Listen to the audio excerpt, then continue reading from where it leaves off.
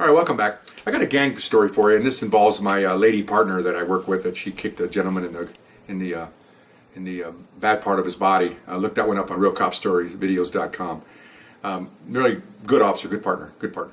So we're working up in the Hollywood area, in the main Sunset Hollywood and all those big streets, and we're just looking for whatever we can look for, And we see a car weaving, and we figured it's nighttime. It's nighttime. We figured it's probably a drunk driver, so we pull it over. Now, what I'm going to tell you in the next 3 or 4 minutes is this is an example of telling someone that they can't do things. Telling the officers they cannot do things. Okay? Just like you tell somebody at work doing something, or okay, let me tell you, I'll explain what this means. So, I'm the driver officer, and my partner is the passenger. We walk up on the car, and the windows are down, and there's two people in it, a male driver and a female driver. And one of the few times in my career that I actually stopped Caucasian people. Because I worked a Latino area, I worked black areas, hardly ever stopped Caucasian people because I just never worked those areas. People that work the Caucasian areas never stop minorities. This is the way it works in the large cities, large city and county. So I wasn't exposed to that type of agitation on their part. Okay, so as I lean in to talk to them, I want to see what they're doing. I want to see if I see anything on the seat. It's a nighttime. I want to see if I can smell anything. Pot, and that time was felony. Booze. All your senses are wide open because that's what we do. Same with my partner. So we look in and we had this smell of chemicals, which is in those days PCP. Okay, so we're dipped in. We're looking at him, and he's just kind of sitting there, kind of quiet, and she's chipping away. What did you stop me for? You had a right to stop us. Blah blah blah. And I look across at my partner, and she looks at me. We nod our heads, which means that was our signal. They're getting out. So I said, "Sure, step out of the car." So he goes, "Oh, well, yes, officer." He gets out of the car, and as soon as he comes out, I spin him around and I cuff him, okay? Because I know my partner's going to do the same thing, and I want to make sure this guy's secure. Again, you always try to secure the guy first. He's the most muscular person if you have a male and female combination. So, see my partner, and I look like this. So I can hear her say, "Step out of the car. You can't get me out. You can't do that. You can't get me out of the car. You had no right to stop us. You can't." Well, my partner's talked about earlier. She is an A+ officer. She doesn't wave at people. Her and I jump out and grab people. That's what A officers do, okay? So she just opens the door and grabs her. "You can't do that. All I hear is you can't.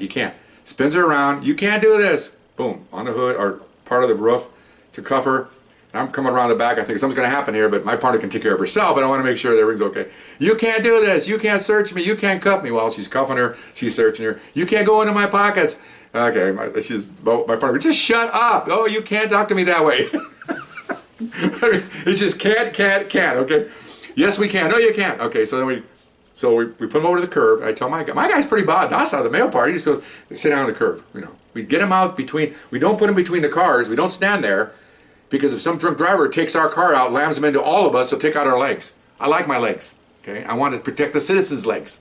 That's why we do that. So I walk between the cars. I hate even walking between the cars. At that particular moment, someone could hit me.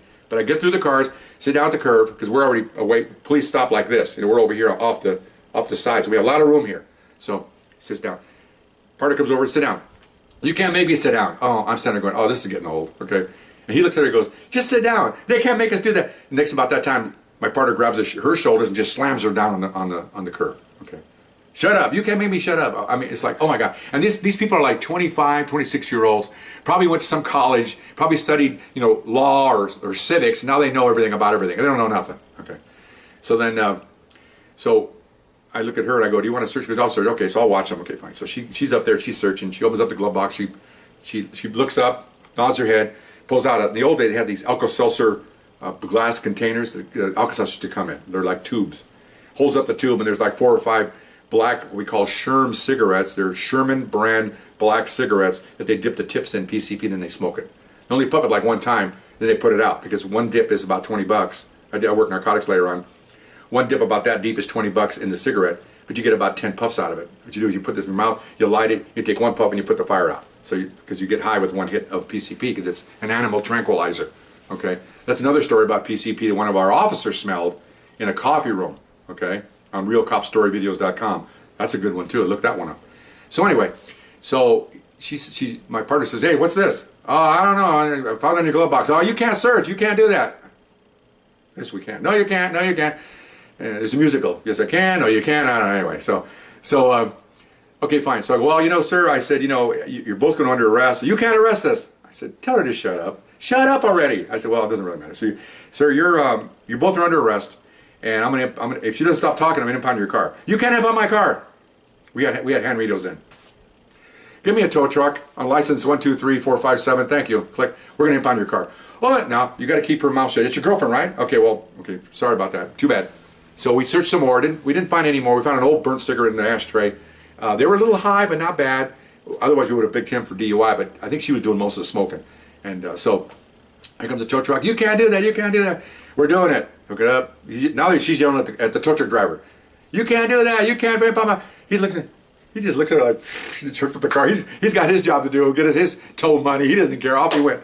So they're already chipping away, so I better call supervisor. I call supervisor. He was already en route anyway, so he pulls up. This is one of those ones from another story. Old cagey guy, works SWAT, take no crap off nobody. So I tell him what happened. He comes over and goes, okay, what can't we do now? Looked at him. She looks at him. Oh, you're a supervisor. He can't arrest. He goes, yes, we can. I'm not going to talk to you. He goes, I'm not going to talk to you. Okay, so you're okay, get out of here. So we took him in and we booked him first, and then we took her to a lady jail, and she continued. I think because she was high, because she calmed down on the way to the women's jail a little bit. I think she was falling asleep, whatever. I'm in the front seat, my partner's in the back. Then we get to the women's jail. As soon as we get her up and awake and alert, and walking into had a little area, they call that a sally port into the jail. It's a big opening where you walk in, and there's big, sheriffs standing there, lady sheriffs ready to take these ladies into custody. And as soon as they grab her, you can't touch me. And they look at me and I go, she says we can't do any of this. Oh, really? So they just pick her up off her feet, and she's dangling as they're going down the hallway. And we hear banging, and we hear, you can, and I hear the muffled sound of you can. I think they put her head against the wall. I don't know. Anyway, 3 or 4 minutes later, they come out with a bag full of clothes. She comes out in an orange jumpsuit, and she's just sitting there. They go, she says, now, what can't we do now? She just put her head down. I think she just kind of figured she's tired. She probably said can't 1,000 times. I have no idea. So there's an example of, you shouldn't say stuff like that. If she just kept quiet, I wouldn't have impounded his car. He got screwed too, and he got arrested too. I probably could have had I could have reasoned, maybe used him as a witness and not book him. But they're so upsetting, and she's chipping away. So, okay, well, you all go together, and it's the way it is, the way it goes. So there's your can't story. All right, I hope you can watch this, and hope you enjoy it. Okay, see you next time. Bye bye.